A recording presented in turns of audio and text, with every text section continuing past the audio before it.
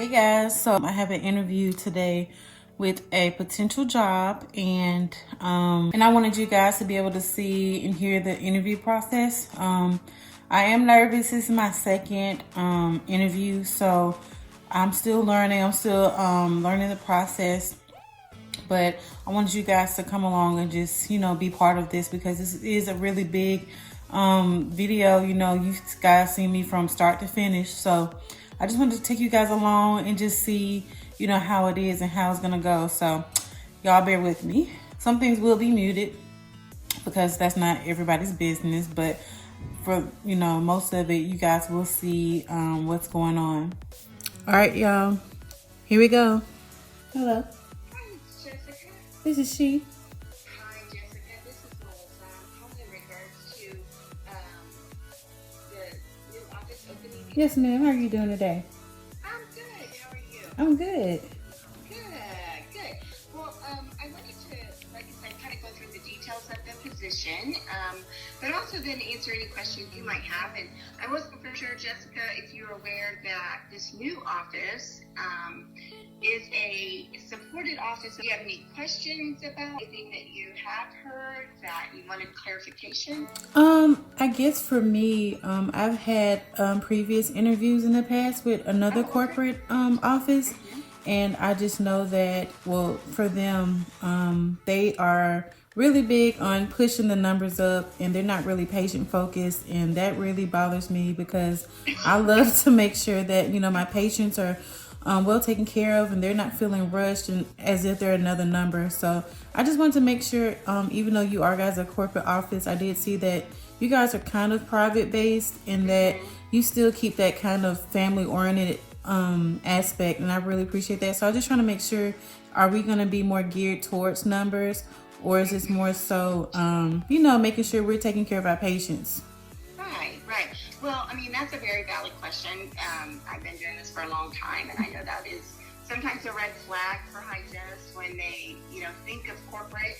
But corporate, they're all different, and I like to think that I've been with them for 11 years. And, yes, ma'am. We're still very much patient focused, and the doctors are really the ones still leading the practices. So. Okay. But with that being said, I do want to be very transparent when it comes to a startup office like this, because, numbers are something that they will talk a lot about. When you have a brand new office like that, they're starting off with a lot of overhead. They just build up, usually it's a $1 million practice with the updated technology, and, so they're starting out, already in the red per se. Oh, yes, ma'am. So our job, Dental's job, is to partner with those dentists to get their business up and running as quickly as possible in that first year, because that is really the kind of the magic time where either an office is going to fail or it's going to thrive. Is that first year. And yes, so ma'am. When we partner with doctors starting a new office like that, you may hear a lot about numbers in like morning huddle and team meetings, just because we want to create that awareness and set goals for everyone. But it's still patient focused. And what I mean by that is, like, when I was a practice manager I would train, bring on new hygienists, and I would always share with them, we've got a metric for everything. That's how we measure our patient care. But in reality, if you're a good communicator and you're building great relationships with your patients, those numbers will naturally come. Correct. It's not something where you're going to have to, oversell or sell treatment that's not, necessary. It's really about just building that trust with patients and being a good educator, and then you're naturally going to get that case acceptance. Yes, so, ma'am. I mean, that's our philosophy. It's what we focus. We focus on customer service. We focus on building relationships and communication with patients. But we also, especially in a brand new office, I mean, there will be, discussions about, budget. Oh, I got a tickle in my throat. Budget and where they are as far as that's, concerned. Yes, so, ma'am. does that answer your question? Oh, yes, ma'am. How many concerns? Well, it makes complete sense. I just wanted to make sure it wasn't, the main objective. But that completely makes sense. It's still a business at the end of the day, and they still have to make a profit. So I understand.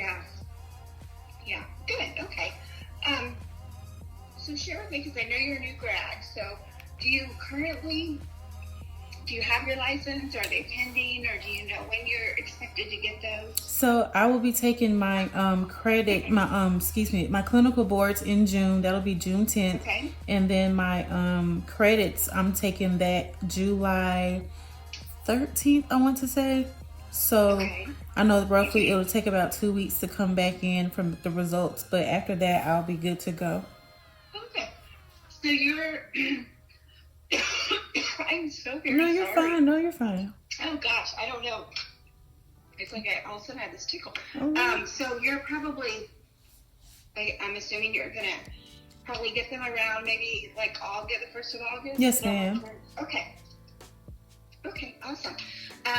So let me just share a little bit about this particular office and the details.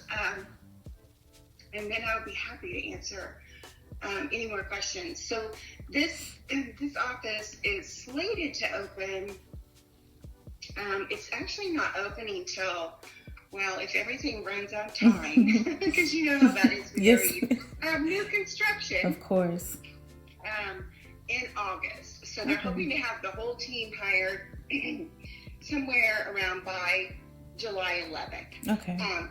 However, if we find somebody, I don't know if you're looking for, so sometimes offices will hire new grads and bring them on as a hygiene assistant.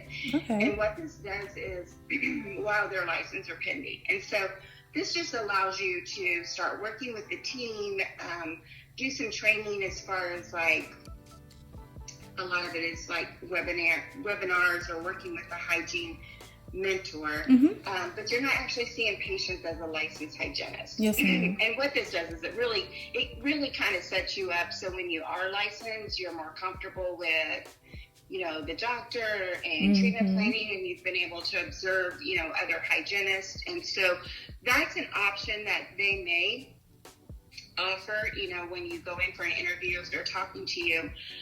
In that instance, obviously because the office is not completed and obviously not patients there, they would be training out of another office. So this one, the training office is about 15-20 minutes away.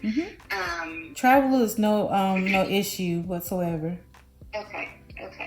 So again, that would only be for, maybe 4 or 6 weeks until the office is open. Yes, ma'am. And then once they have it completed, then the team they'll actually go in and you guys get to help, put supplies away and kind of arrange your operatories the way you want. And then they have what's called a soft open. It's very much like what they do, like with new restaurants and stuff, where you invite your friends and family. They'll get some free dentistry, but it gives you, the team, the opportunity to kind of run through a day and just kind of get familiar with where things are and to get the flow and kind of do a practice run. Yes, ma'am. Now, with this office, they're looking for somebody, obviously full-time, and full-time with Heartland offices is typically 4 days a week. So with this office being a 2-doctor practice, it will either be a Monday through Thursday schedule or a Tuesday through Friday schedule. Okay. So had you thought about a pay range that you were looking for? Yeah. And we, what I do as the doctor's recruiter is I just kind of educate them on what the market looks like. Because if it's a new doctor, or if it's a doctor that hasn't hired in a while, they may not know what the going rate is for hygienists. Yes, so ma'am. I just educate them, but they'll do all the individual negotiating with each candidate. And so I just encourage you, have a rate in mind, but then also think about, like, if for some reason they ask if it's negotiable, what would be, the lowest that you could go and still be comfortable? Because we don't ever want anybody to take a take a job and then get, in a financial situation where it's not working, and then we lose a great person. So Yes, ma'am. I would just suggest, having a range in mind. Don't worry about disqualifying yourself. I mean, the worst case scenario is they will ask you if it's negotiable. But it really is the hygienist market right now. So, yes, ma'am. they're just going to come out and ask you what you're looking for. So just be, confident. And what questions would you have for me? Oh gosh. Let's see. I had some written down in my notes. Sorry, I should have had them pulled up before. That's okay. That's okay. Let's see. So, what are your expectations for hygienists? So for first of all, for a new grad, you'll have the opportunity to work with a mentor. So, even when you start seeing new patients, you'll get a little extra time. But with hygienists, with our offices, we very much focus on, like I said, that patient experience. Yes, so ma'am. you're going to get some training in like communication and personality profiling to be able to, kind of profile your patients and find out, what motivates them, what's the best way to communicate with them. So for our hygienists, we really just look for people who are open, positive, and flexible. We're always staying up to date with the latest technology, and so things change a lot. Yes. You may start off in this new office, and you learn, one piece of technology. I don't know, maybe you start off with one type of advanced oral cancer screening, and then 6 months down the road finds out there's something better out there, and they may implement that in the offices. So really, we look for people who are open to learning, because we're constantly looking for ways to do things better, and sometimes that's putting in a new system or new piece of equipment. And new grads are usually very good at this, because you're still in that learning mode, right? Yes, ma'am. Out of school. But sometimes it can be a little harder for, hygienists who've been doing things a certain way for a long time. And so we do look for people, who are open and positive and flexible. And just really being open to, creating that world-class experience for patients. That's awesome. I did have to say, I'm very used to my cohort currently. I still have time left in school because we have to have a certain amount of hours, FYI. But I love my cohort, and we are a really big team. We help each other out without even have to say anything. So I was just wondering, do you believe that will provide that type of experience, or do you believe is everyone kind of on their own, little thing when they're cleaning and stuff? Our philosophy is what I call extreme teamwork. So everybody, we're all there for the patient. That is the number one priority. And so if that means a hygienist has to hop over and, do a probing for a doctor patient, or dental assistant hop over and start x-rays for a hygienist, those are expectations that we have. Everybody works together as a team for the benefit of the patient, because we want the patient's experience. So you'll hear, if you go to one of our communications class, we talk about the patient pyramid. And basically that is, if you look at a triangle, at the top of the triangle is the patient, and at the bottom, the other two corners are you and me. And so when you think about what's best for a certain situation, it should always be that whatever's best for the patient. Yes, so ma'am. maybe, again, that's where we don't, unless it's something that you're not licensed and legal to do, there's no such thing as that's not my job. Correct. Or that's not my job description. Yes, ma'am. And so we really do foster that. And then in addition to that, is the doctor hygiene synergy alignment. That is something that we really foster and focus on too, right? We'll coach, that partnership, and sometimes that's doctors, sometimes the doctor, they're just trained differently. Yes. They're trained restoratively, right? Correct. That's majority of their schooling. Obviously they learn about periodontal disease and all of that, but majority of their 4 years of training is restorative. And so the brain is just wired differently. And so sometimes it's just getting them in sync. And maybe it's a doctor, you know, you've educated the patient, you've preheated them that, you know, their numbers are kind of high. They're probably going to be needing some, you know, scaling and root planning. And then the doctor comes in and all he notices is that big crack in the tooth in the back. Yes, ma'am. Their brain, you know, that's where their brain goes. Yes. That's where they're wired. And so sometimes the emphasis comes off of, you know, the periodontal disease, and then the patients are thinking, well, that must not be very important because the doctor didn't mention it. Correct. So that's just an example of where, and you know, our practice managers, if that's a scenario or something that's happening frequently, that's where we need to realign, you know, the doctors and the hygienists, ensure that, you know, the doctors are coming in and they're reiterating, yes, you know, you need the scaling and root planning and that sort of thing. So we really foster that, you know, that relationship and ensure that, you know, the two of you are in sync with each other.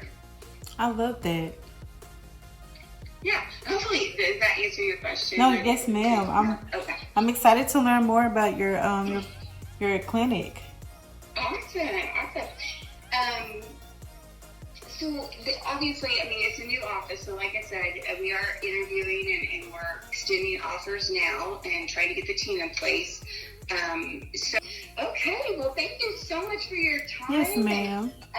I'm going to get this sent over to Lisa, and then I will look forward to hearing how it goes for you. Yes, now, if for some reason this doesn't work out, maybe you go there and you're like, I'm not quite sure it's a good fit for me. I don't know if if the doctor's a good match or whatever the reason is. We work with a lot of offices in the area, so it doesn't mean that we may not have another opportunity. So always, you know, again, always keep my information if you have questions or if you don't hear, or even if it just doesn't turn out to be a good fit for you, we can talk about other opportunities. I should appreciate that. Yeah, no problem. I've enjoyed talking to you. Likewise. I'll look forward to hearing how it goes for you. Thank you so much, and I hope you have a blessed rest of your day. Thank you. You too. Bye-bye. Bye-bye. Oh, well, you guys heard it. So I'm going to set up an actual in-person interview, and we're going to see how it goes. I'll let you guys know what's going on. And as well as today, I have another interview with a different corporation dental office. So I will be heading to that in about 30 minutes. Excuse me. I'm going to go do some work, and I'll let you guys know how it goes. I also have another position that was open, but I'm not really interested in working with kids. We'll see, but the whole kid thing, just I can't do it, but I'll try to keep an open mind. But I'll talk to you guys soon.